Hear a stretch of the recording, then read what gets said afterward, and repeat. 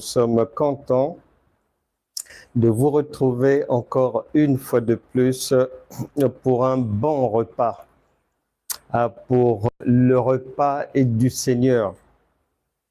En tout cas, on va se faire du bien. Et je tiens à te dire, tu es là où le bienvenu, oui, mais les bienvenus, ce sont des personnes qui veulent découvrir des choses, apprendre, qui veulent aller de l'avant. Si tu viens ici pour prier, tu t'es trompé de porte parce que nous sommes dans l'école de la foi révélée. Et si tu ne le savais pas, la foi n'est pas la prière. Donc ici, c'est la foi. Donc si tu vis de la prière depuis 30 ans, les activités que la Bible appelle les œuvres de la loi de Moïse, eh bien, tu n'es pas vraiment au bon endroit ici. Parce que ici, nous parlons de la foi et nous enseignons uniquement la foi, pas la prière. Donc, tu dois certainement aller ailleurs, frapper à une autre porte. Et si tu viens ici pour écouter sans vouloir comprendre, tu n'es pas aussi au bon endroit. Si tu viens pour rester la même personne, tu n'es pas non plus au bon endroit. Mais si tu viens pour poursuivre ou débuter ta marche avec nous dans la foi, en cherchant à comprendre ce que tu ignores, cherchant à vérifier entre ce que tu entends et ce que tu savais, en cherchant à découvrir de nouveaux apprentissages, tu es vraiment une personne bienvenue. Et si tu connais déjà tout, eh ben, tu n'es pas non plus au bon endroit parce que nous sommes des apprenants et tous les jours, nous voulons apprendre quelque chose de nouveau parce que la vie, c'est une école. Sois la bienvenue, sois le bienvenu si tu es là pour apprendre, pour aller de l'avant, pour découvrir certaines choses, pour vérifier ce qu'il en est de la foi, qu'est-ce que la foi au juste, parce que d'entrée du jeu, je tiens à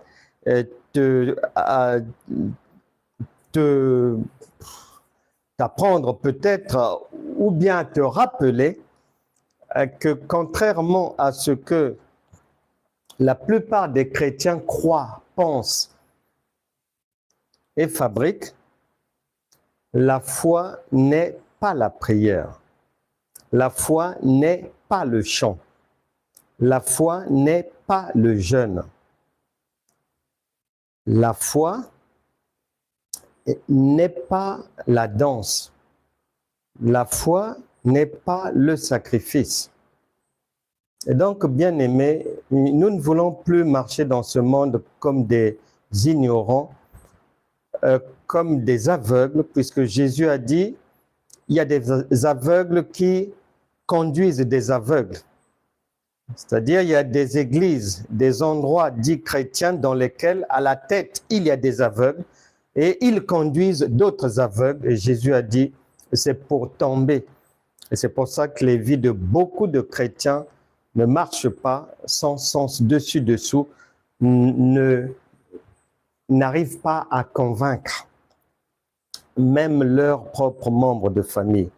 Mais nous espérons toujours que dans cette marche avec Dieu, nous tendons vers la perfection.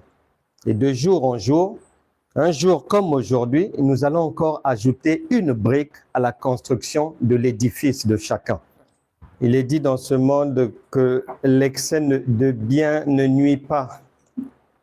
Donc, on ne se fatigue jamais de nous retrouver pour le repas du Seigneur, qui consiste à nous faire du bien, à nous donner les conseils qu'il faut, à nous permettre, en mangeant cette nourriture spirituelle, que je te demande de partager, de distribuer. Invite les bien-aimés, d'où qu'ils soient.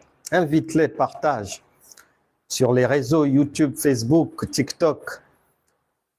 Partage. L'excès de bien ne nuit pas. Donc, on va encore se faire du bien à travers ce repas qui, en le mangeant, et tu auras la solution aux questions que tu te poses actuellement. Si tu es malade, tu seras guéri.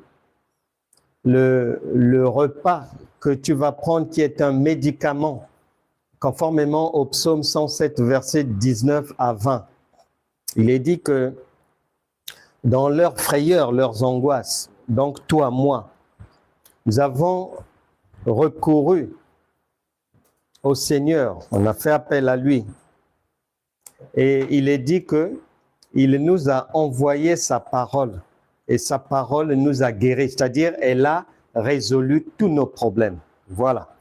Donc, l'objectif de nos retrouvailles, nous ne nous retrouvons pas pour seulement danser, chanter ou passer du temps comme ça. Non, non, non, non. Repartir à la maison, retrouver son quotidien après un tel repas pour aller retrouver ses problèmes, mais ça ne rime à rien, ça ne sert à rien et ce n'est pas le but. Prends place, invite, partage, distribue. J'entre dans un enseignement. Tu es à Franck Cana, école de la foi révélée. Tu entends bien que, parce que le chrétien, il veut avoir des réponses du style tic au tac. Ah, le verset tel a dit ceci. Donc, on ne peut plus jeûner. Donc, c'est-à-dire, on ne peut plus faire ceci. Non, non, non, non. Si tu lis ta Bible attentivement, pas comme un insensé, tu constateras que Dieu ne répond jamais à quelqu'un par oui ou par non. Non. Si tu poses une question à Jésus, pour te permettre de comprendre, pour te répondre, il va t'emmener obligatoirement dans la nature. Il va te donner la réponse par rapport soit à un champ. Il va te donner la réponse par rapport à du vin. Il va te donner la réponse par rapport aux saisons, obligatoirement, pour te permettre de facilement comprendre. Donc, les choses de Dieu, il y a un processus de compréhension. Ici, nous parlons de la foi révélée. Ce n'est pas la foi que tu connais, non. C'est la foi révélée. Et bien évidemment, c'est bien. Il y a maintenant de plus en plus de gens prenant ce modèle qui ouvre des écoles de la foi, surtout en ligne. C'est bien, on encourage cela. Plus on est nombreux à travailler, et mieux ça ira. Comme ça, l'effort est partagé, est supporté par beaucoup, et on aura beaucoup de résultats. Et cependant, mon cher pasteur, mon apôtre, mon docteur, mon pasteur, mon évangéliste, la foi n'est pas la prière. Et vous ne pouvez pas ouvrir, soi-disant, une école de la foi et que dans cette école, ces enseignements-là, que vous y mettiez encore la prière. Non, non, non, non. Le plat n'est pas bon là. Non, non, non. C'est comme si tu es en train de préparer un gigot d'agneau. Tu as déjà poivré, épicé, dosé par le sel, l'huile, tout ça là. Et tu viens encore mettre du sucre. Non. Aucune personne ne voudra manger ça. Donc, la foi n'est pas la prière. Et si école de la foi il faut qu'on y retrouve seulement les éléments constitutifs de la foi, pas des parasites, non. C'est pour ça que cette marche, comme la vie de tous les jours, c'est une école. Nous sommes condamnés jusqu'à notre départ de la terre de chercher à apprendre, à améliorer tous les jours. Et c'est ce que Dieu veut. Et l'humanité fonctionne comme ça, dans tous les domaines.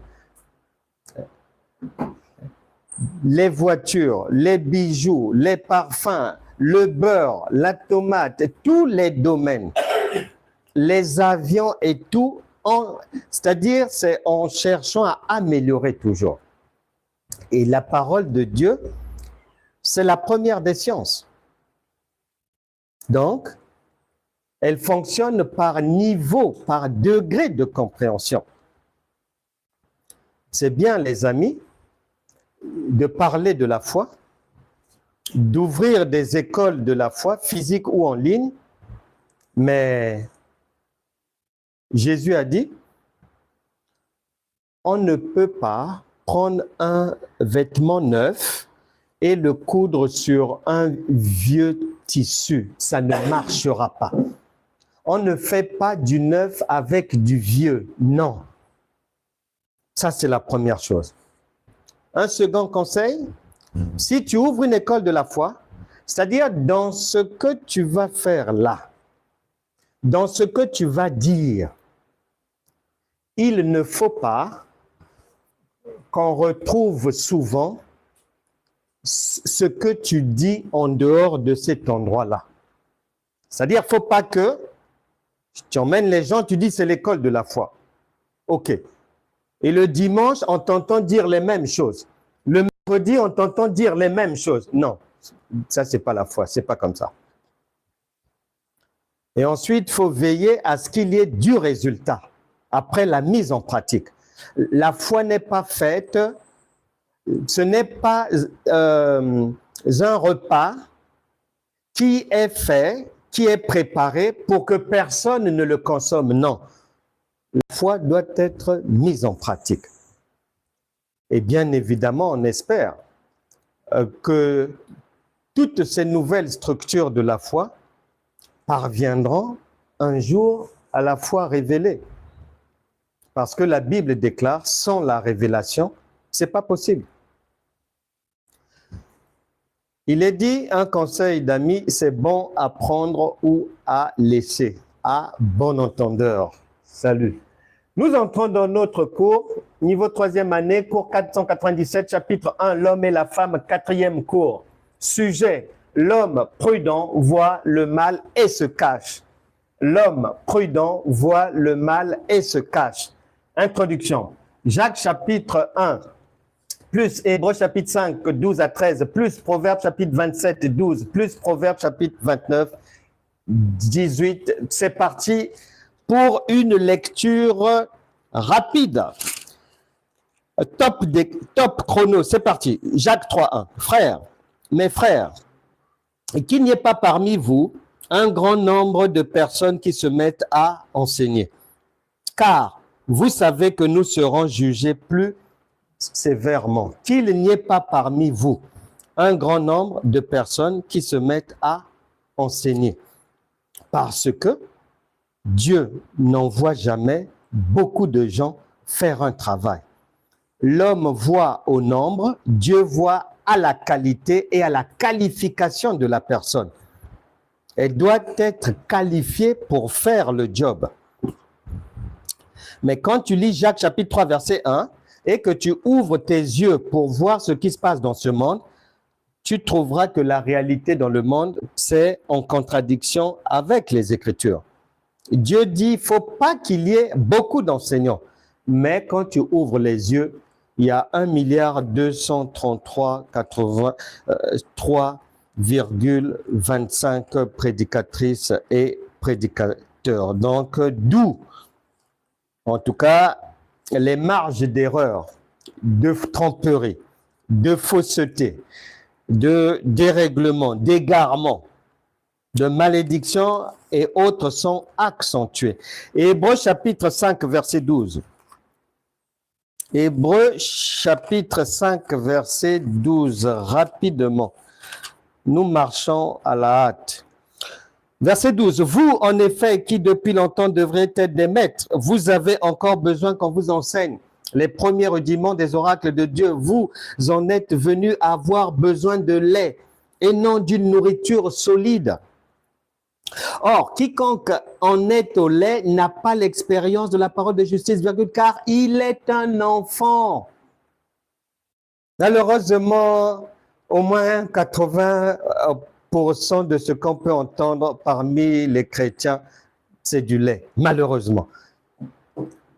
Or, le lait, c'est pour les enfants.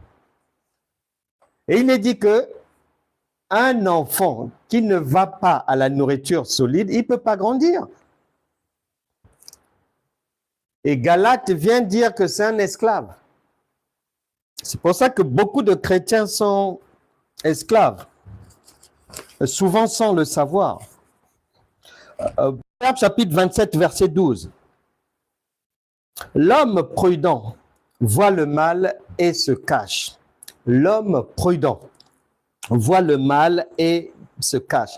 De coutume, dans la galaxie chrétienne, les gens ont déformé cette parole de Dieu en disant « l'homme prudent voit le mal de loin et se cache ». Non, non, non, non, non. La Bible ne dit pas ça. La Bible dit « l'homme prudent voit le mal et se cache ». Que le mal soit loin, que le mal soit à 2 cm, je dois être à même de le voir. Si j'ai le Saint-Esprit et j'ai le discernement des esprits, donc il est envoyé pour ça, je dois être à même de voir ce mal. C'est pas seulement voir le mal qui se trouve à 10 km, ou voir le mal qui se trouve seulement chez les autres, en accusant les autres. On ne m'aime pas. Ah oui, parce que je suis une chrétienne, je prie beaucoup. Elles sont jalouses de mes prières parce que moi, je peux prier toute la nuit. On m'appelle la reine de la prière. On m'appelle dans d'autres endroits. On m'appelle même la déesse de feu. Ceci, cela. Non, non, non, non, non. On ne m'aime pas au travail. Ceci, cela. Pourquoi dans la famille? Il n'y a que moi. Le mal, on me juge seulement. On m'accuse. Les fausses accusations, c'est toujours moi. Ceci, cela. Ah, les copines sont jalouses de moi. Ah, on est jaloux de... Non, non, non, non, non, non, non. Non, non, non, non. L'homme prudent voit le mal. Que ça soit chez les autres, ou que ça soit chez lui-même. 2 Corinthiens chapitre 13, verset 5, examinez-vous vous-même pour savoir si vous êtes dans la foi. Dieu n'a pas dit que ce mal-là se trouve chez les autres, mais non. Et tout est déformé chez les chrétiens. Et les gens chantent même ça, que l'homme prudent voit le mal de loin et se cache. La Bible ne dit pas ça. La Bible dit, il voit le mal et il se cache. D'où que le mal vienne, l'homme prudent va l'identifier. Proverbe chapitre 29, verset 18. Il est dit ceci. Quand il n'y a pas de révélation, le peuple est sans frein. C'est-à-dire que c'est l'échec assuré. C'est le chaos.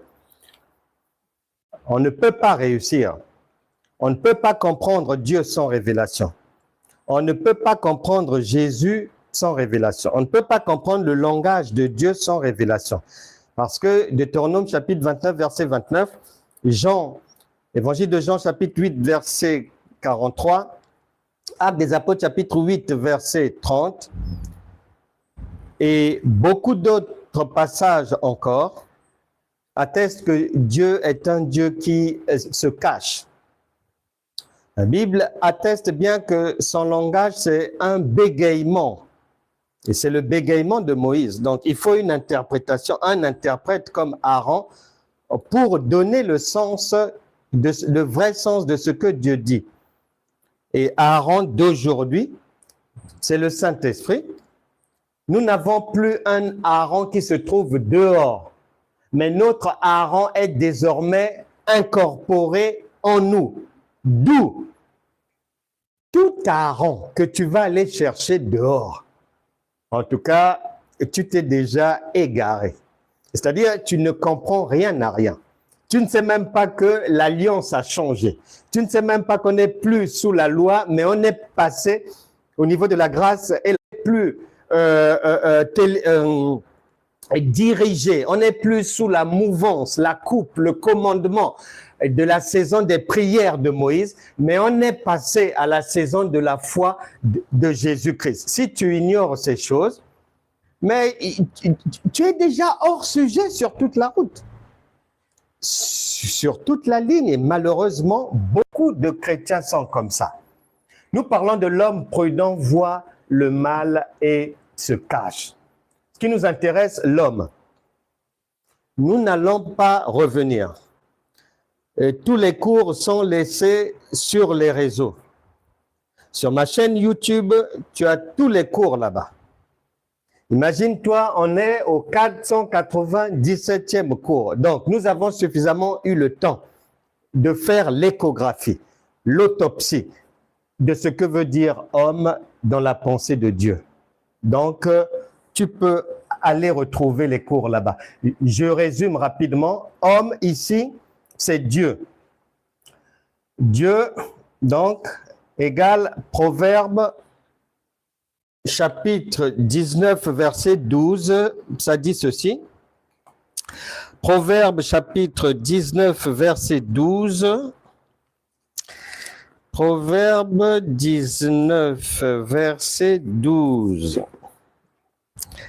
Proverbe 19, verset 12. Il est dit ceci. La colère du roi est comme le rugissement d'un lion. Tout le monde sait.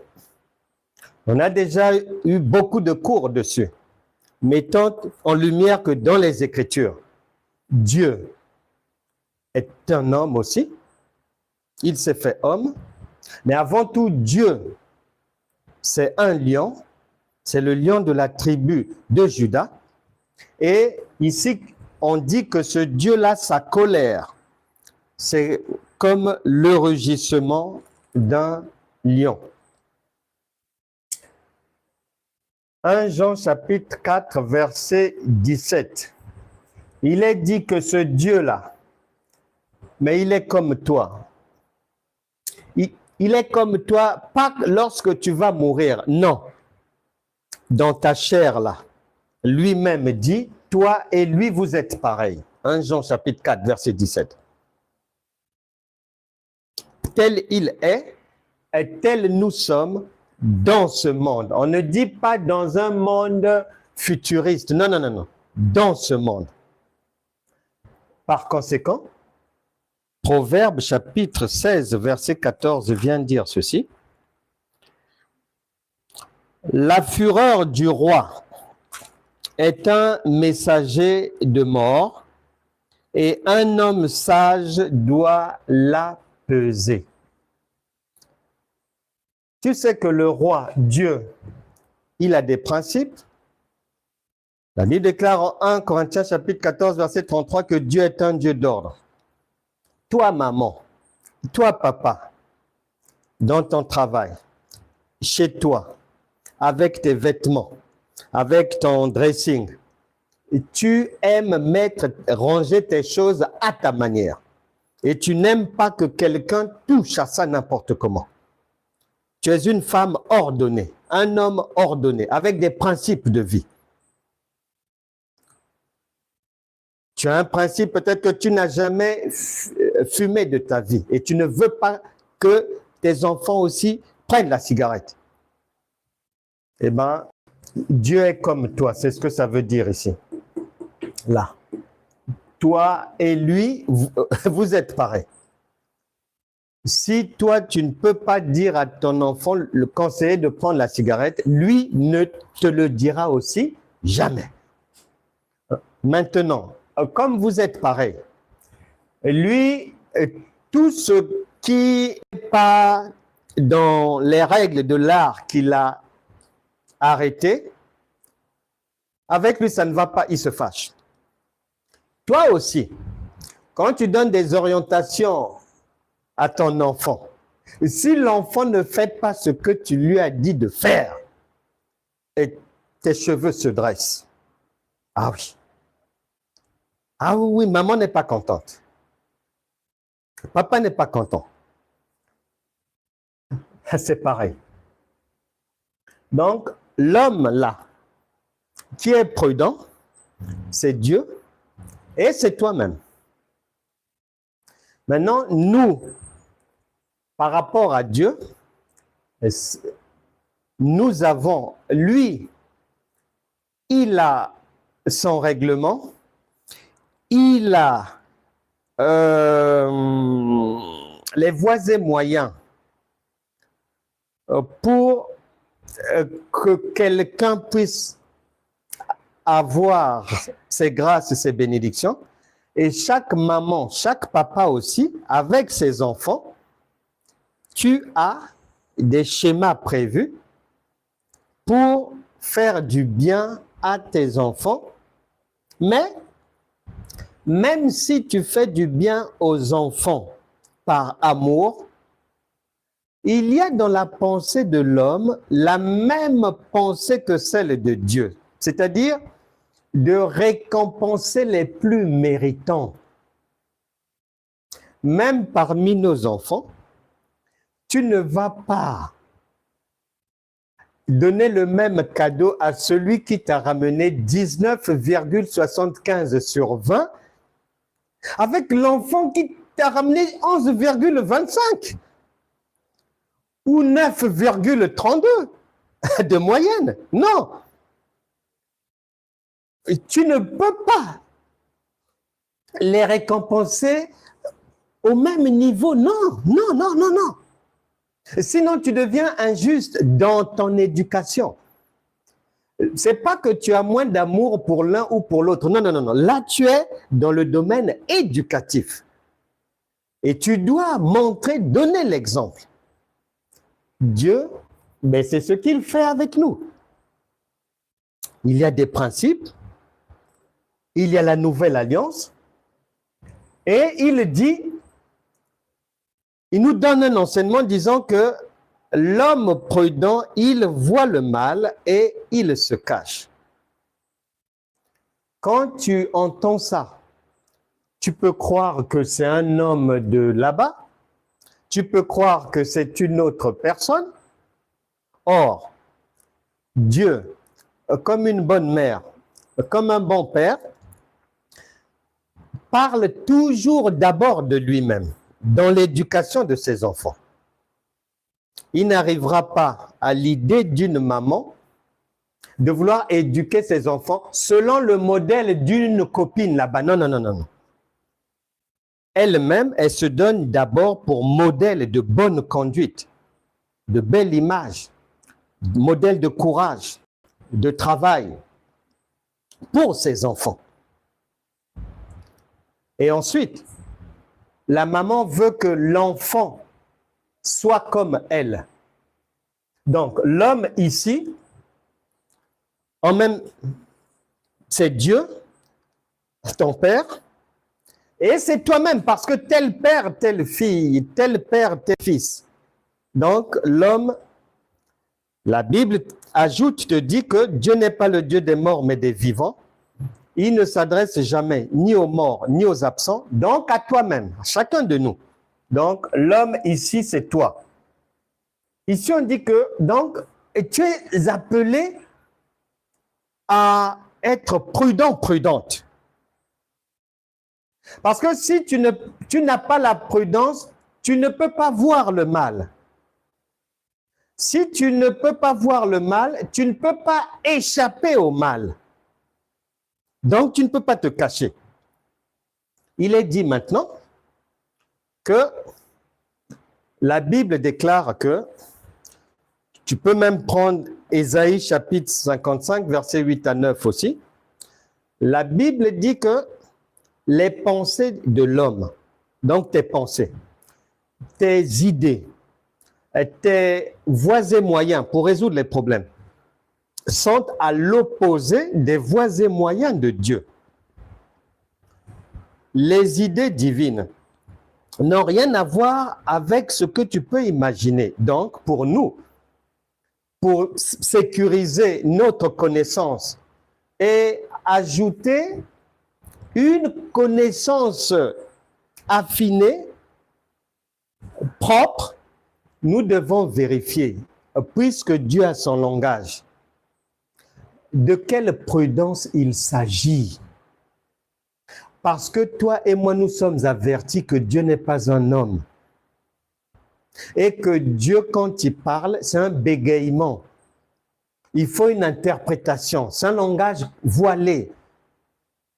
Et donc, nous allons devoir chercher l'interprétation de la pensée de Dieu.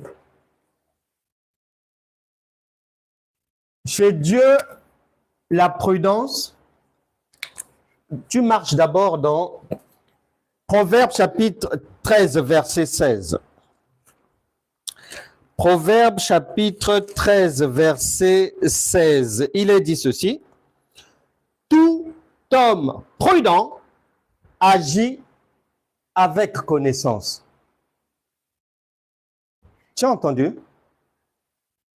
Tout homme prudent agit avec connaissance. Ce qui veut dire, dans la pensée de Dieu, l'homme prudent, c'est quelqu'un qui a de la connaissance. Dans la pensée de Dieu, quand tu vas faire les 72 heures de marathon de prière, ça ne veut pas dire que tu es prudente du tout. Quand tu vas faire un jeûne, même de 1000 jours, tu n'as pas convaincu le Saint-Esprit de ta prudence. Non. Et tu es dans l'imprudence. Lorsque tu vas donner même 1 milliard de dollars d'offrande ou 10 milliards de yens d'offrande ou de roubles, tu n'as pas convaincu le roi que tu es une personne prudente. Tu es dans l'imprudence totale. Je relis, peut-être que tu as déjà oublié. La pensée de Dieu dit ceci concernant la prudence. Parce que chez les hommes, c'est prudence. C'est faire attention. Quand tu veux traverser, il faut d'abord regarder à droite. Il faut regarder à gauche. Bon, quand sur la route, tu as limité à 80 km/h, il ne faut pas dépasser. Voilà, c'est ça la prudence. Quand ta maman te dit, ma fille, sors, mais entre avant 22 heures. Tu fais tout pour être à la maison au moins à 21h58. Là, chez les hommes, ça veut dire prudence. Écoute chez Dieu ce que veut dire la prudence. Proverbe 13. 13. Verset 16. Tout homme prudent agit avec connaissance, virgule. Mais l'insensé fait étalage de folie.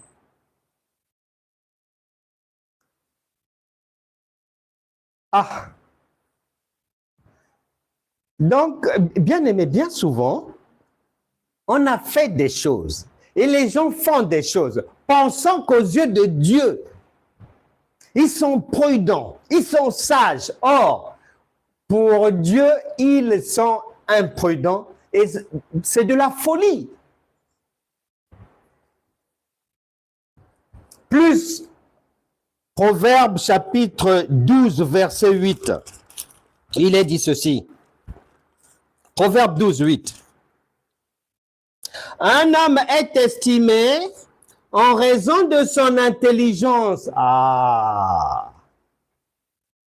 Nous, quand on avait débuté dans la foi pendant beaucoup d'années, on pensait que plus on jeûnait, plus on priait, plus on était dans les réunions, plus on faisait les veillées de prière, plus on chassait les démons, on était convaincu qu'on était intelligent en faisant ça. On était convaincu qu'on était agréable à Dieu. On était convaincu que vraiment Dieu et nous, c'est main dans la main. La vérité, heureusement que le temps est le meilleur allié de la vérité. Elle est là, la vérité. Elle atteste que nous étions des petits fous. Voilà, c'est écrit noir sur blanc. C'est écrit noir sur blanc. Proverbe 12, 8.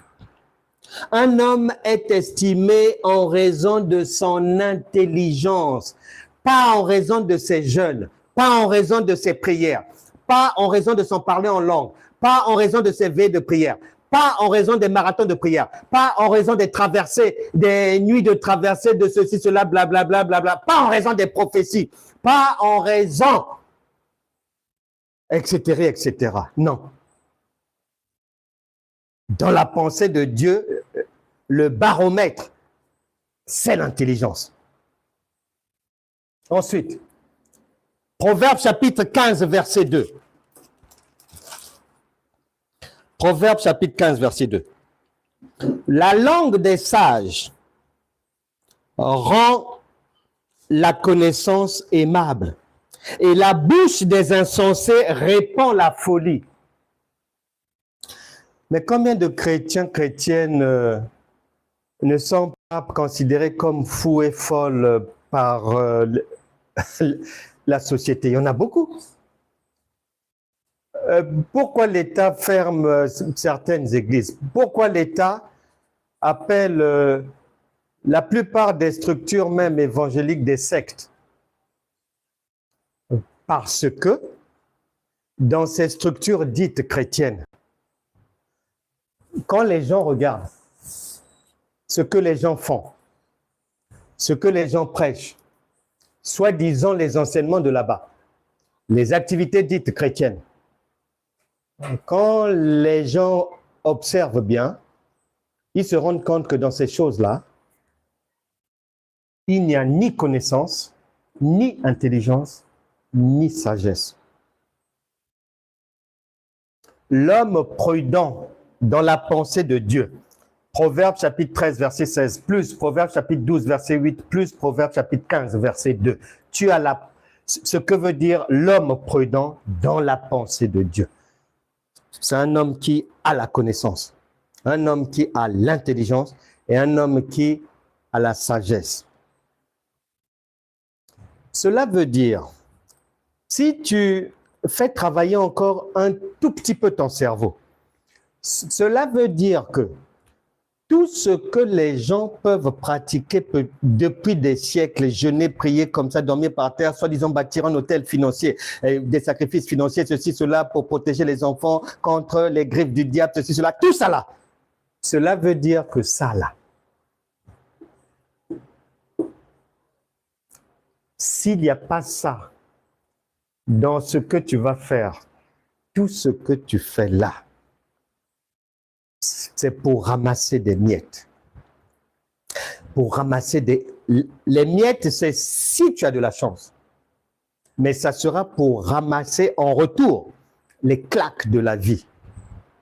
Parce que Jésus-Christ est le même hier, aujourd'hui et éternellement. Il ne change pas ce qu'il a dit. Il faut ça, il faut ça, il faut ça. Pour être dans la foi.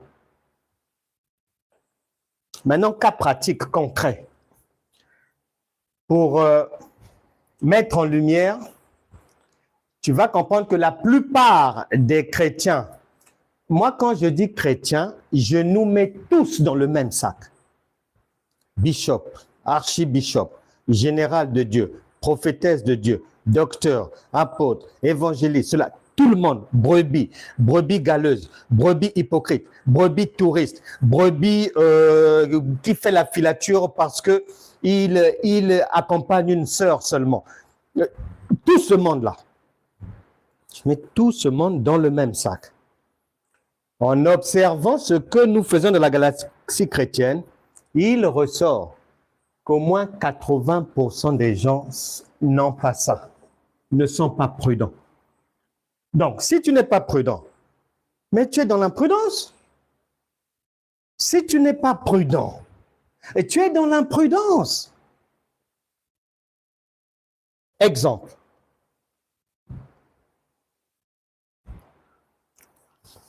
L'homme prudent. L'homme prudent, il a la connaissance, il a l'intelligence, et il a la sagesse dans la pensée de Dieu. Cela veut dire que Celui qui est dans la pensée de Dieu, il comprend les Écritures selon l'interprétation. Il a la révélation des Écritures. Mais dans notre monde chrétien, la plupart, on doit se dire la vérité, la plupart de ce qui est appelé enseignement, école de ceci, études bibliques de blablabla, de ceci, cela, tralala, tralala, c'est la lettre qui est distribuée. Or, la Bible déclare la lettre tue, mais c'est l'esprit qui vivifie. Or, l'esprit, c'est l'esprit qui donne l'interprétation des Écritures. Or, généralement, il n'y a pas cette interprétation. On manipule la chair. On donne aux gens à manger des enseignements qui sont de la viande crue. Cette viande-là, quand tu la manges, les faux enseignements, les mauvaises croyances, les égarements, les erreurs. Écoute, je préfère te dire la vérité. Éphésiens chapitre 5, verset 14. Réveille-toi, toi qui dors. Dans la pensée de Dieu, tout ce que tu entends là, c'est appelé nourriture. Cette nourriture-là, soit elle est bonne, elle va te permettre de bien grandir, ou soit elle n'est pas bonne. Elle n'est pas bonne, pourquoi? Soit depuis 25 ans, tu es nourri seulement au lait. Or, tout le monde sait, une personne qui n'est nourrie qu'au lait ne peut pas vivre longtemps, ne survivra pas. Parce que la nature n'a pas prévu cela. Donc, il faut savoir que les enseignements que tu manges là, parce que ça c'est le repas du Seigneur, c'est la nourriture. Si tu es habitué à consommer l'agneau non immolé, une viande crue, des faussetés, des choses impropres à la consommation. 1 Corinthiens chapitre 11, à partir du verset 24 jusqu'à 30, te donne ce qui va t'arriver à force de consommer des nourritures impropres à la consommation. Soit, beaucoup de chrétiens, vérifient bien, sont touchés par des infirmités, des maladies, la mort. Parce que ça, c'est une nourriture. C'est un vrai repas. C'est ça, les gens, c'est comme s'ils rêvent. On parle du lion, ils pensent que c'est le lion du cinéma. Non, ce n'est pas le lion du cinéma. Il est plus réel que le lion que tu vois dans la nature. Un vrai lion. On a dit que sa colère, c'est Dieu est un lion rugissant. Hébreux chapitre 12, verset 29. Dieu est un feu dévorant. C'est le lion qui dévore. Il faut faire attention. Cette histoire de Dieu, la plupart des gens ne comprennent pas c'est quoi. C'est-à-dire que tu entres dans une vie où deux personnes t'accompagnent au quotidien. Un lion qui s'occupe, comme un père, c'est lui-même, une mère, c'est elle-même qui corrige ses enfants. Le lion qui est avec toi, il s'occupe de bien te corriger, dévorer ta vie.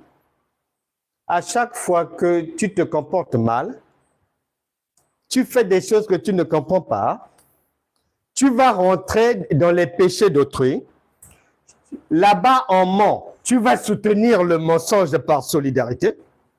Oh, l'amour fraternel. Tu ne dis pas la vérité parce que il faut couvrir les pécheurs. Tu suis les gens comme un mouton de panurge dans la moutonnerie. Tu fais des choses que ton père n'a pas autorisées. Le lion va te dévorer lui-même la vie, bien comme il faut.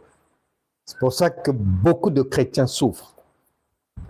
Et dans 1 Pierre 3, 17, là-bas, il est dit que si tu ne le savais pas, si tu pensais que c'est Satan qui est derrière seulement tes souffrances, là-bas, on a dit, Dieu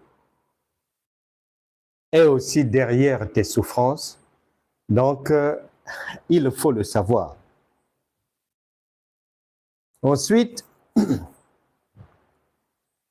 le lion, c'est après avoir mis de l'ordre à ton niveau, à toi-même, qu'il va maintenant s'occuper de tes adversaires. Il ne met pas la charrue avant les bœufs. Non, non, non, non, non, non. Il commence par mettre l'ordre et la punition, le jugement dans la maison. Et c'est pour ça que la Bible dit, le jugement de Dieu commence toujours par sa maison. C'est normal. Une maman, elle ne peut pas quitter de chez elle, que voilà, mais quand elle est allée voir sa copine, elle a trouvé que les enfants de sa copine, ça n'allait pas, faisaient du bruit ou ceci, cela, montaient sur les fauteuils, ceci, cela, et elle va maintenant vouloir mettre l'ordre dans la maison d'autrui. Non, elle commence par mettre l'ordre dans sa propre maison. Maintenant, l'agneau, une fois que le lion, lui, il s'occupe de toi d'abord, de te corriger, de redresser, de te dévorer pour mettre fin à ta têtutesse, l'égoïsme, l'idolâtrie. Tu n'écoutes pas les conseils. Cœur endurci. Il s'occupe d'abord de te... Il se charge d'abord de toi-même. Donc, quand tu fais des veilles de prière, que voilà, Seigneur, à mes ennemis, mais recevez la flamme de feu là-bas, que vos queues brûlent, ceci, cela, personne ne se met en mouvement pour toi. C'est pour ça que ça dure depuis 12 ans, 15 ans, 22 ans. Maintenant, l'agneau immolé qui est avec toi, lui, parce que le Saint-Esprit, ils sont deux. Le lion et l'agneau. L'agneau immolé maintenant, lui, il est là pour faire du bien aux gens qui te font du bien. Genèse chapitre 12. Je bénirai ceux qui te béniront, mais je maudirai ceux qui te maudiront. La bénédiction, c'est l'agneau qui donne la bénédiction. Maintenant, la malédiction, le jugement, la correction, dévorer, c'est le lion qui se charge de ça. Donc, chacun a son rôle à jouer. D'où, ouvre bien les oreilles, parce que les chrétiens en général, du fait de ne pas comprendre les Écritures, du fait de comprendre la Bible en français de France, du fait de l'ignorance, du fait des inventions, en tout cas, ils sont en général à côté de la plaque format X, X, X, Z, Z3, Z4, et tu montes jusqu'à la planète Saturne. Mais ça s'arrête aujourd'hui. Cas pratique pour te permettre de comprendre ceci. Exemple. Jean chapitre 16, verset 33 dit que vous aurez des tribulations dans ce monde. Vous aurez des tribulations. Mais quand tu arrives à Proverbe, donc la foule chrétienne aime ce verset-là. Voilà. Ah, nous sommes dans le combat spirituel. On était déjà avertis. Le Seigneur nous avait dit qu'on aura des tribulations. On ne m'aime pas au boulot parce que je suis dans le Seigneur. J'étais averti. Ah, ma sœur, j'ai beaucoup d'attaques, mais c'est pas grave. Le Seigneur m'avait prévenu que j'aurais des tribulations, donc je dois combattre. Mon frère, ma sœur, c'est le résultat d'une ignorance XXXXZ, zébra 3, zébra 4, ça. Foule. Pourquoi? Parce que lorsque tu vas marcher un peu dans le pays de Canaan, quand tu vas arriver à Proverbes chapitre 16, verset 7, il est dit que lorsque quelqu'un est agréable à l'Éternel, il dispose en ta faveur de tes ennemis. C'est-à-dire, il demande à tes ennemis de te respecter, de te bénir, de te faire du bien. Donc, impossible que tes ennemis t'attaquent. Si jamais il y en a, ils sont neutralisés. Proverbe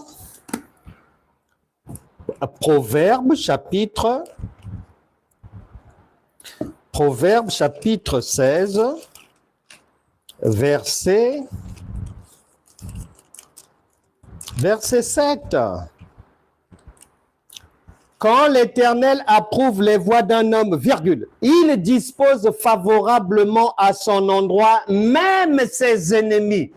Ce qui fait que si cette parole est vivante dans ta vie, si ton adresse spirituelle c'est vraiment là, mais on ne peut pas te retrouver là dans les combats spirituels, les combats, le diable est à droite, faut échapper à ses flèches, il y a des tribulations, faut se cacher sous le lit, ceci. Non!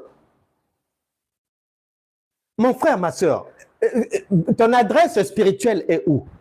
Jean chapitre 16, verset 33 ou bien Proverbe chapitre 16, verset 7? Parce que Jésus a dit, tu ne peux pas être à deux endroits en même temps.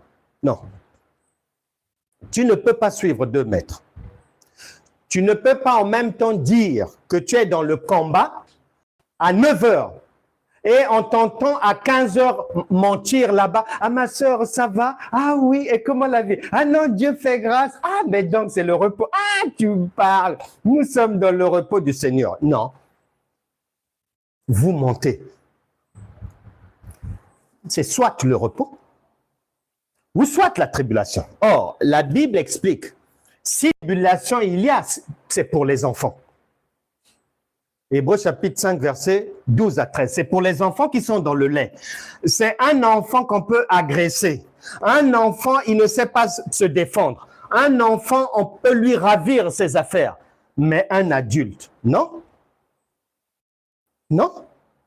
Donc, en fait, l'homme prudent, c'est celui qui, lorsqu'il se promène dans le pays de Canaan, est tout verset biblique, qui va rencontrer tout panneau qui semble contredire un autre panneau qu'il avait déjà vu, il s'arrête d'abord par prudence et il cherche à identifier où se trouve le mal pour sortir de l'ignorance et se mettre à l'abri. Il n'y a aucune contradiction dans les Écritures. C'est une question de niveau de compréhension. C'est comme à l'école. Il y a l'école maternelle, primaire, ceci, cela, le secondaire, etc., etc. Donc, c'est par niveau de classe. Donc, la compréhension, tu ne peux pas. Apocalypse chapitre 22, verset 18 à 19, c'est-à-dire, on nous interdit de se dire que non, nous sommes dans une vie où le combat spirituel est permanent. Donc, nous cochons Proverbe 16, ça n'a pas lieu, nous sommes dans le combat spirituel. C'est interdit. Si tu fais ça,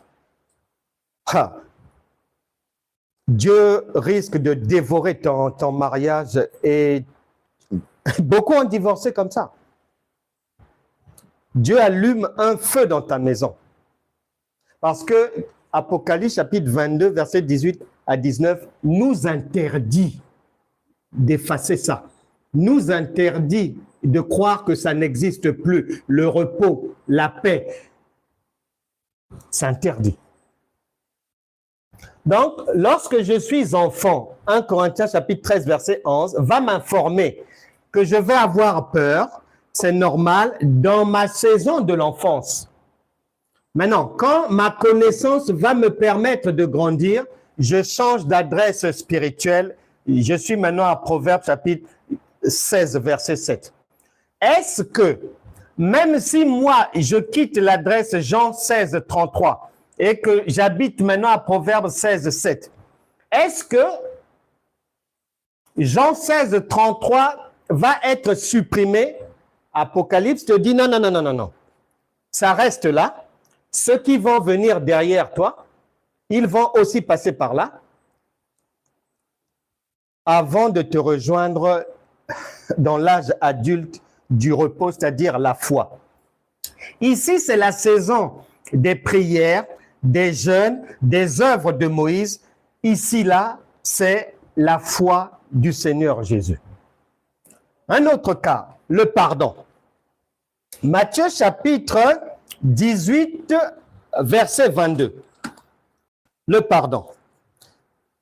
Parce qu'en général, le chrétien, il établit une doctrine sur un verset. C'est diabolique. Mais vous êtes hors sujet, vous ne comprenez rien. Dieu, le lion rugissant, il va vous dévorer. C'est pour ça que les gens souffrent.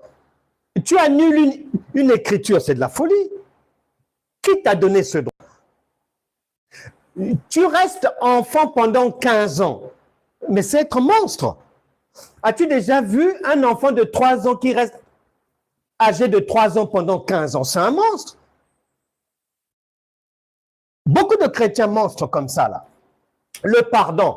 Matthieu chapitre 18, verset 22. Il est dit ceci. Jésus lui dit, je ne te... Bon, verset 21. Alors Pierre s'approcha de lui et dit, Seigneur, combien de fois pardonnerai-je à mon frère lorsqu'il péchera contre moi? Sera-ce jusqu'à 7 fois?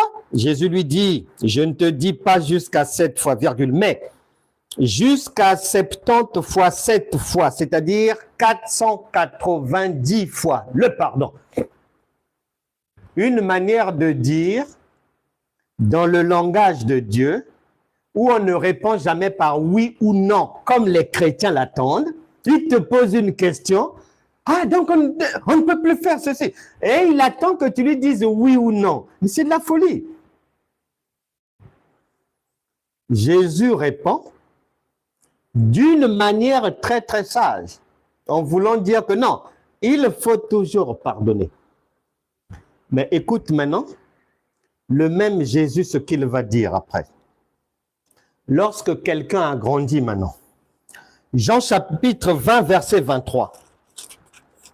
Jean chapitre 20, verset 23. Il est dit ceci. Et il leur dit, il leur répondit, il est vrai que... Non, c'est pas ça. Je suis à Matthieu. Jean chapitre 20. Jean chapitre 20, j'étais à Matthieu, j'étais en retard. Jean chapitre 20, je cours, verset 23. Il est dit ceci. Jean 20, 23. Les soldats, après avoir... Non. C'est la page d'après. Voilà, c'est bon, j'y suis. Ah! C'est pas Satan qui voulait m'embrouiller. Mais oui, ben, je vais faire comme tout le monde. Hein? Ben oui. Jean chapitre 20, verset 23. Ceux à qui vous pardonnerez les péchés, virgule, ils leur seront pardonnés, point virgule. Et ceux à qui vous les retiendrez, ils leur seront retenus. Ici, on vient dire, non? Il y aura des circonstances en fonction du problème, en fonction de l'âge des personnes, en fonction de l'offense. Qui t'a fait du mal? Il a fait ça comment?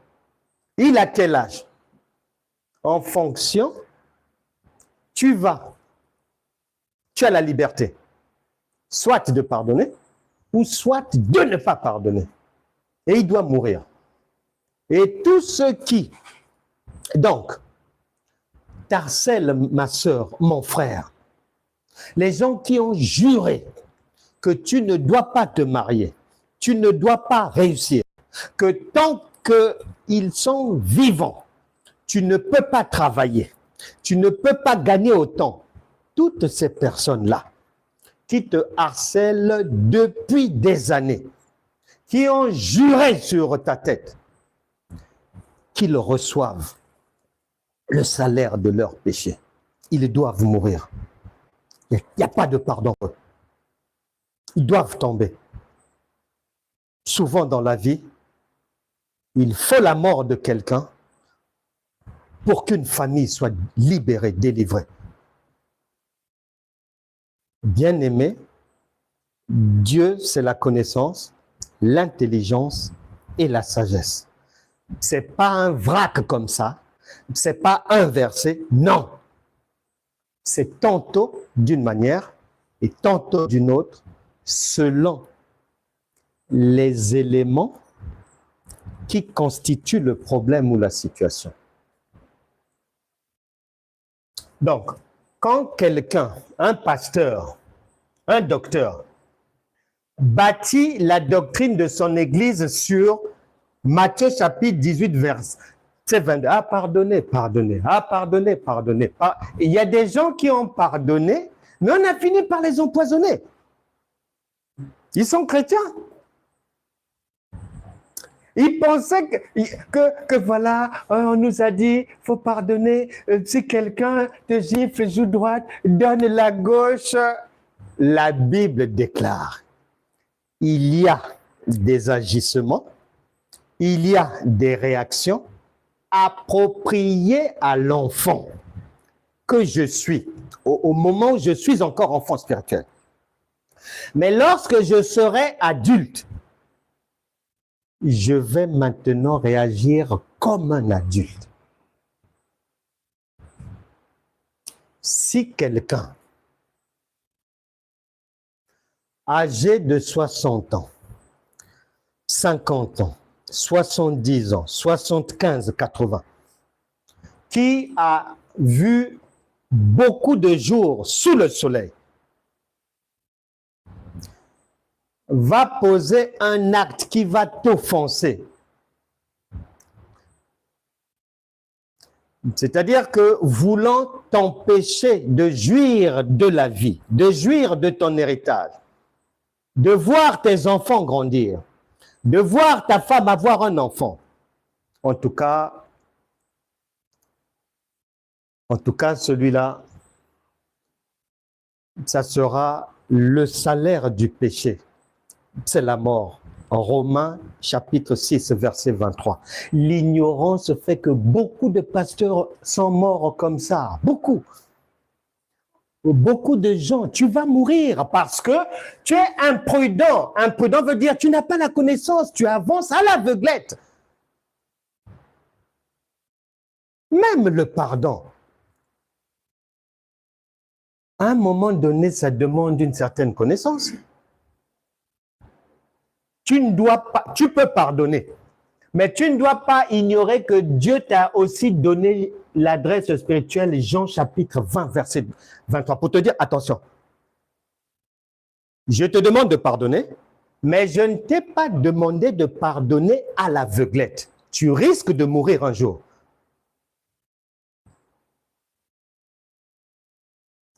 La prière, je tiens d'abord à préciser.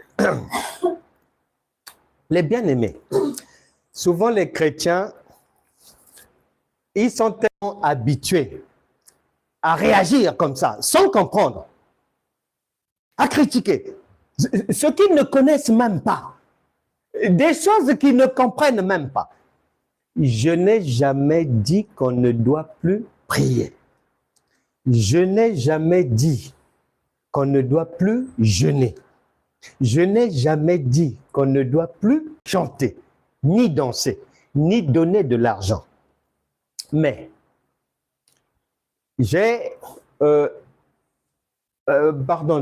donnez-moi autopsie de la foi, pardon. Mais ce que je dis, ce que j'enseigne, c'est ce que veut dire la foi dans la pensée de Dieu, pas des hommes. Ce que veut dire le chant dans la pensée de Dieu, pas des hommes. Ce que veut dire danser, chanter, jeûner, prier dans la pensée du Saint-Esprit, pas des hommes. C'est ce que nous disons. Et c'est après des recherches, ce n'est pas des propos en l'air comme ça, non. On n'ouvre pas sa bouche si on n'a pas réfléchi d'abord. On ne peut pas aller contredire quelqu'un si on ne comprend même pas ce qu'il explique. On ne peut pas. C'est par niveau. Si quelqu'un veut me contredire, qu'il se hisse à mon niveau, qu'il prenne un tableau, il pose les Écritures et qu'il applique Hébreux chapitre 11, verset 1. La foi est une ferme assurance des choses que l'on espère, virgule, une démonstration. Qu'il démontre par la révélation. Pas le wa. Non, non, non, non. Par la révélation. Sérieusement. Je ne suis pas dans les rigolades des gens, des chrétiens, ils sont maudits, racontent du n'importe quoi. Non, non, non, non, non, non, non, nous on n'est pas là-bas. Je n'ai jamais interdit à quelqu'un de prier, non. Je dis que les Écritures mettent en lumière que dans la pensée de Dieu, la foi, ce n'est pas la prière. La prière, ce n'est pas le jeûne. Le jeûne, ce n'est pas la foi. La foi, ce n'est pas chanter. Danser, c'est... Voilà. C'est-à-dire, notre travail, c'est de remettre de l'ordre dans le désordre de la pensée chrétienne. Voilà. Ensuite, nous démontrons par les Écritures que ces choses-là, chanter, danser, prier, jeûner, font partie des œuvres de la loi de Moïse. Et nous démontrons, preuve à l'appui, les Écritures à l'appui. Et que on ne change pas quelque chose qui marche. Donc, quand Jésus vient, il ne peut pas venir nous apporter des solutions sur la base des méthodes de Moïse qui n'ont pas marché. Non. Jésus, lui, vient. Moïse est venu avec la prière. Jésus, lui, vient avec la foi. Voilà. D'où nous enseignons la différence entre Moïse et Jésus, entre les œuvres de la loi et les œuvres de la foi, entre la prière et la foi. Et les Écritures attestent que les œuvres de la loi de Moïse sont rattachées à la période de l'enfance spirituelle. Et nous démontrons que Jésus, Luc chapitre 5, verset 3 à 39, plus Matthieu chapitre 28, verset 18 à 20, plus Matthieu chapitre 6, verset 7 à 8, plus Luc chapitre 1, chapitre 18, verset 1 et verset 8, viennent mettre en lumière que Jésus n'est pas dans les prières. Il est venu avec la foi. Et lui, c'est la foi. Donc, nous aidons au rétablissement de l'ordre dans le désordre créé depuis 30-40 ans. Je n'ai jamais interdit à quelqu'un de prier, jeûner, ceci, cela. Non, non, non. Hier, quelqu'un m'a envoyé un message me posant la question, je ne sais pas si c'est hier ou ce matin, me posant la question, donc on ne doit plus jeûner. J'ai posé la question à la personne. Vous parlez de quel jeûne? Jeûne d'Esther, de Moïse, d'Élie, de Daniel ou de Jésus? La réponse, la personne était perdue. Perdue. Parce que les chrétiens, pour eux, tout est en vrac. Jeûne, jeûner, jeûner. Et à la fin, j'ai indiqué à la personne, il y a plusieurs jeûnes, c'est-à-dire plusieurs enseignements. Maintenant, si tu cherches le jeûne du Seigneur Jésus, que les chrétiens prétendent pratiquer, tu le trouves en Ésaïe chapitre 55, à partir du verset 6, et tu descends. Le titre là-bas, c'est écrit « Le vrai jeûne ». C'est clair. Et tu lis ce qu'on dit, le vrai jeûne, c'est quoi? C'est écrit noir sur blanc. On n'invente rien. Donc, sentez-vous libre de continuer à prier, de continuer à jeûner. Mais nous, notre travail, c'est de dire la vérité, d'enseigner la vérité. Que, ah, mon frère, ma soeur, moi, j'ai blanchi des nuits depuis des années et j'ai découvert que les prières que nous faisons là, la Bible considère cela comme la période de Moïse, la période de la petite enfance.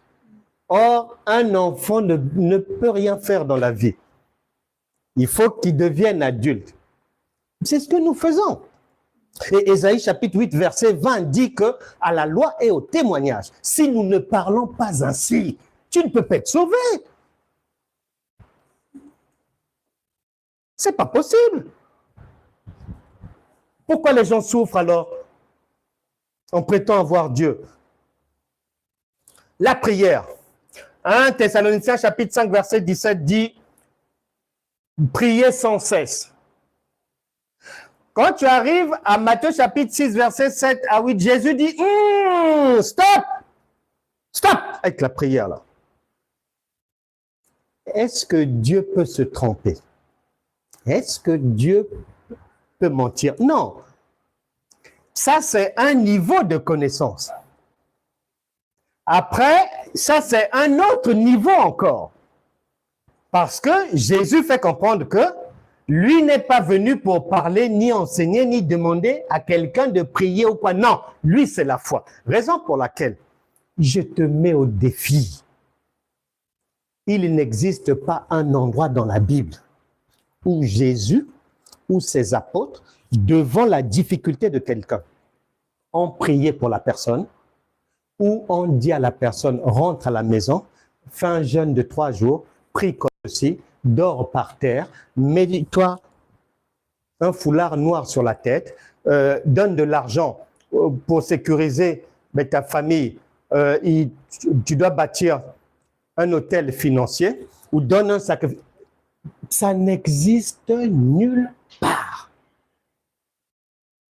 Du fait de l'imprudence, c'est l'ignorance des gens. Luc chapitre 5, versets 33 à 39, le jeûne. Les gens demandent à Jésus. On le coince un jour dans une rue.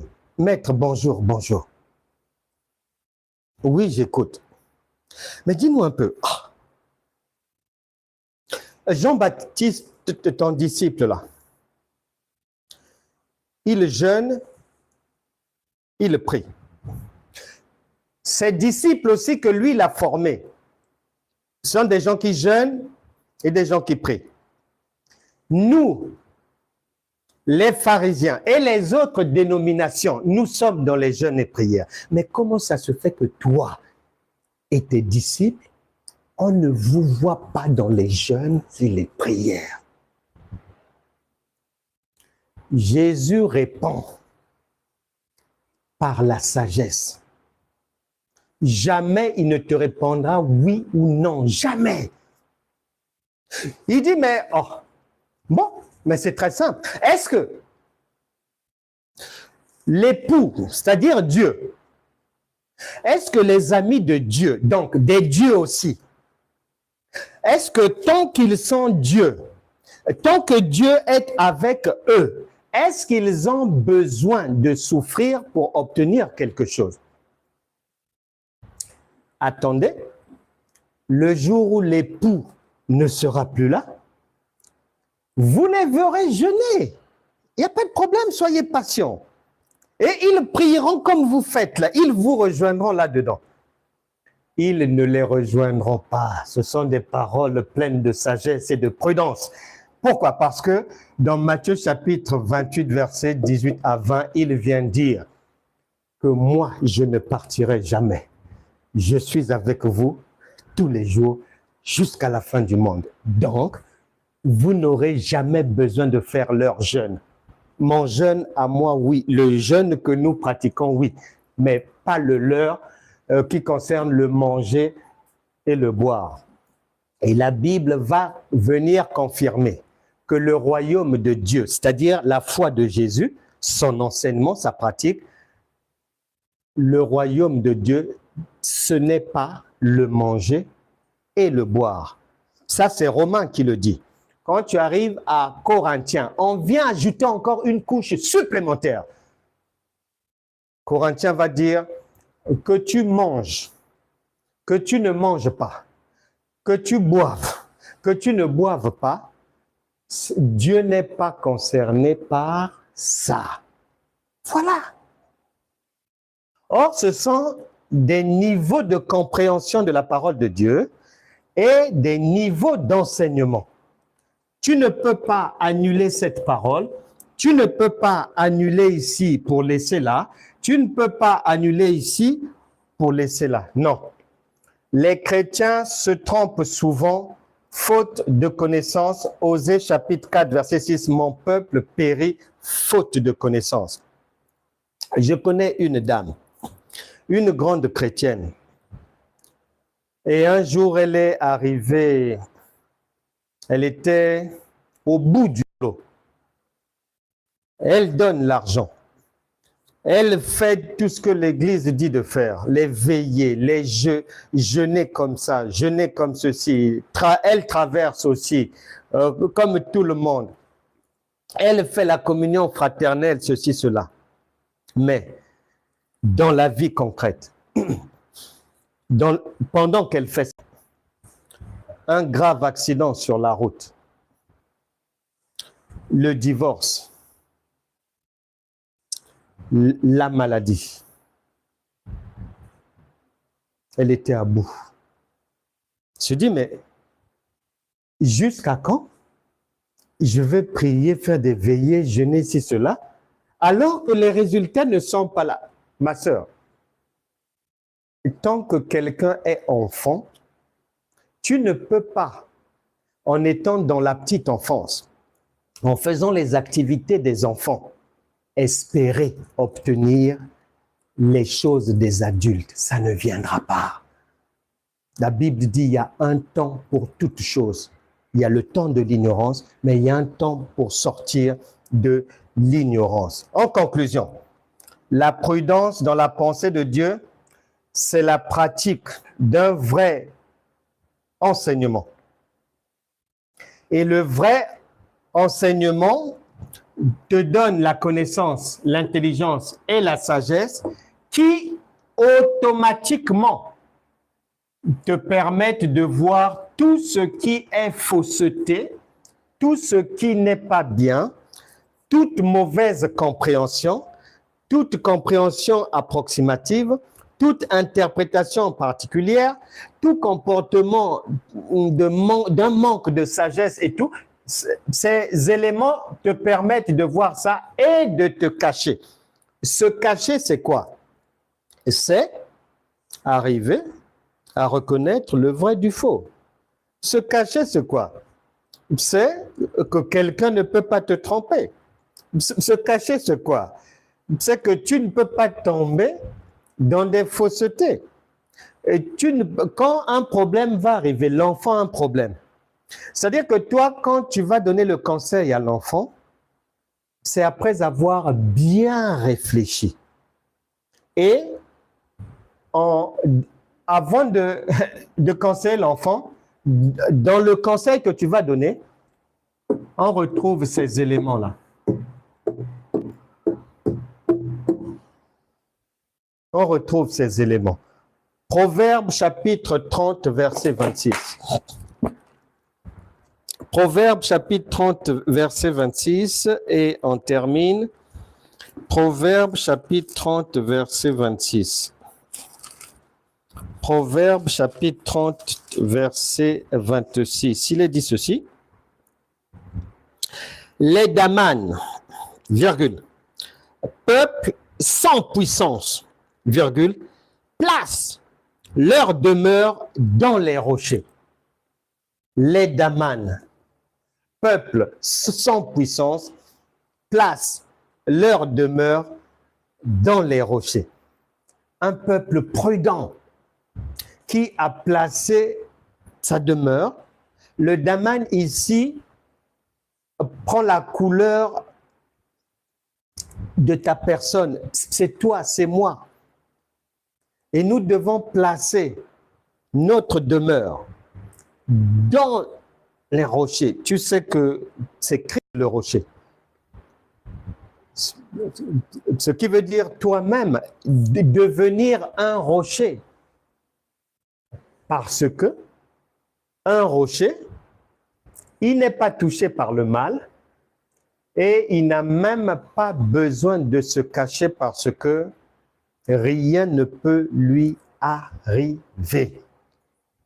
On se cache dans les vrais enseignements et leurs pratiques. C'est ça, se cacher. Maintenant, pour finir, je vais dire ceci. L'homme prudent, c'est celui qui a l'intelligence, la sagesse et la connaissance. Il y a beaucoup de choses que nous avons eu à faire et que les gens font dans la famille chrétienne.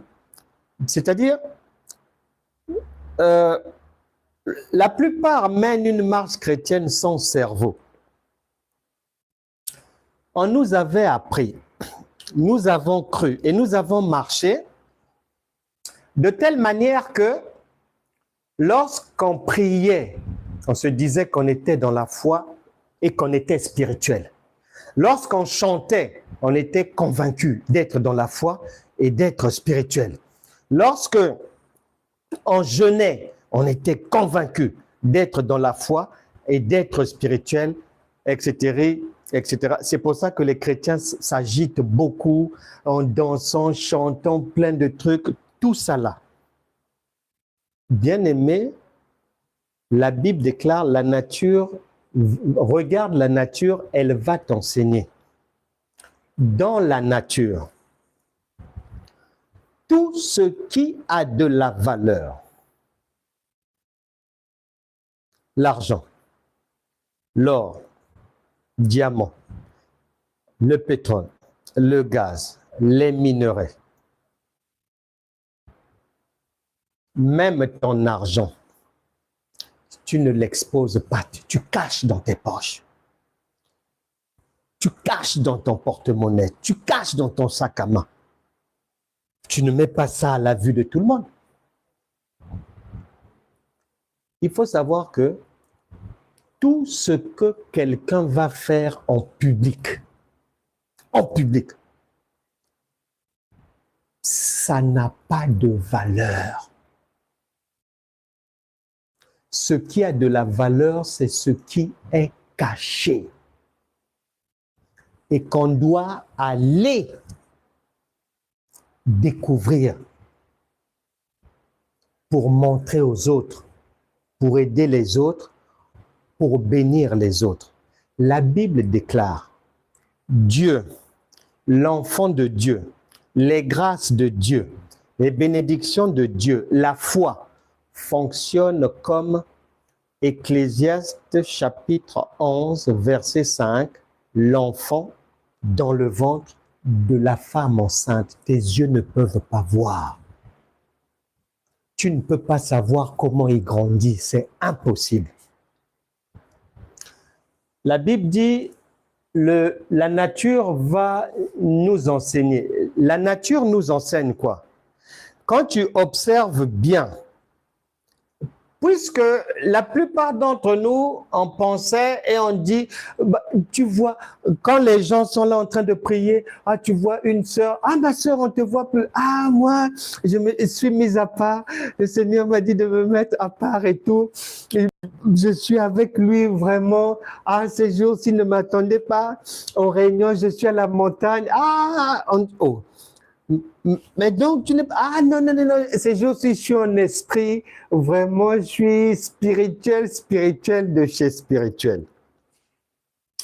Quand les gens prient à l'église, on pense qu'on est spirituel. Quand les gens parlent en langue, on pense qu'on est spirituel. Quand les gens jeûnent, on pense qu'on est spirituel. Laisse-moi te dire. Regarde, quand tu observes dans la nature, il n'y a que les chrétiens qui, en fait, relèvent soit d'autres sont ignorants, d'autres sont maudits, d'autres égarés, d'autres maudits par Dieu, d'autres maudits par eux-mêmes et tout, qui pensent que quand je fais quelque chose que les gens peuvent voir ou entendre, c'est spirituel. Non? Non? Ah non? Ah non? Le spirituel est caché. Il ne se voit pas. On ne l'entend pas. Tous les chefs d'État, présidents, les grands ministres, ceci, cela, bourrés de talismans, de magie et autres, tu les as déjà vus faire quelque chose en public? Tu les as déjà vus parler en langue en public, s'agiter? Non. Mais ce qui est esprit, c'est caché. Mais non. Les gens ne peuvent pas savoir. C'est caché. Il n'y a que les chrétiens, par l'ignorance, l'égarement, mais qui pensent que quand ils font du bruit, là, ils sont en esprit. Non. Mais non, ça se saurait. Raison pour laquelle, dans plein de pays, il y a même des chefs d'État qui font fermer les églises. Pourquoi? Parce que eux, ils sont dans une spiritualité, certes maléfique et démoniaque, mais ils savent ce que veut dire spirituel. Donc, quand ils voient les chrétiens faire leur campagne de ceci, cela, le blablabla, tout ce vacarme, les veillées et tout, et qu'ils entendent que les chrétiens prétendent être en esprit spirituel, je dis, ces imbéciles-là, vraiment, ils savent qu'ils ne sont pas spirituels. Mais c'est pour ça qu'ils ne respectent pas. Ils savent que tout ce qu'ils font là, c'est pas spirituel. Le spirituel est camouflé, caché. Tu ne peux pas savoir. Tu ne peux pas savoir. Bien-aimé, à partir d'aujourd'hui, prends la résolution de la prudence pour être à même de voir le mal et de gagner du temps dans la vie en te cachant par la connaissance, l'intelligence et la sagesse. Tu as un avenir qui est bien. Le Seigneur a béni la terre entière. Il nous a tout donné. Nous sommes des héritiers. Mais la Bible déclare qu'un héritier, tant qu'il est ignorant, c'est un esclave. Et il va souffrir. Et c'est pour ça que les chrétiens souffrent du fait de l'ignorance. Saint-Esprit,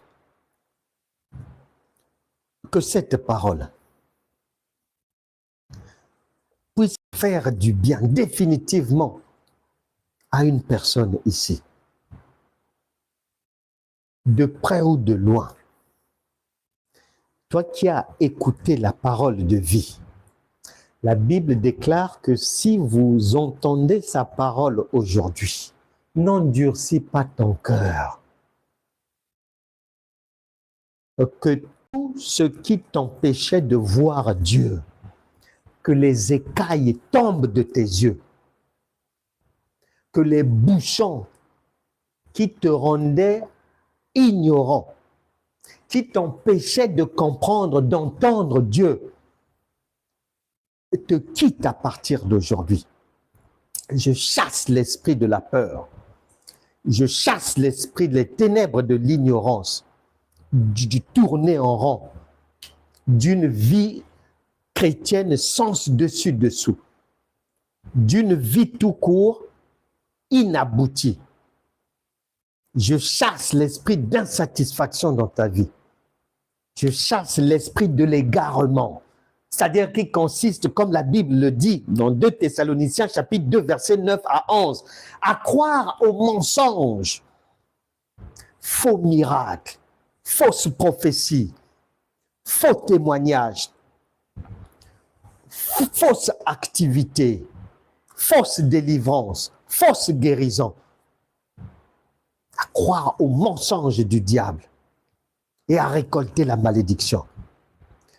Que l'esprit de l'égarement te quitte à partir d'aujourd'hui. Je brise toute malédiction sur ta vie. Je brise toute malédiction sur les vies de tes enfants. Que la puissance du Saint-Esprit t'éclaire à partir d'aujourd'hui.